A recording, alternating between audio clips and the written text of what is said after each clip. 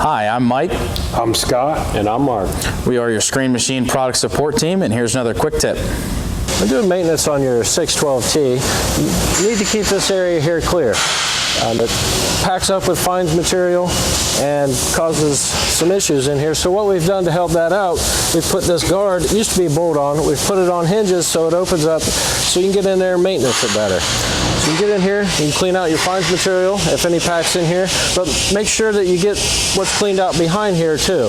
Your bearing sits back here. If it starts packing up back here, you'll start having some bearing issues. Your bearing will go out and it'll cause your thrust wheel to go out. So just get in here daily, the end of every shift. Make sure you shut the machine off first. But just get in here and clean out any material that's packed up in here. They've got these reliefs cut into here. You can just brush it all down the reliefs, but just make sure you get the back side too.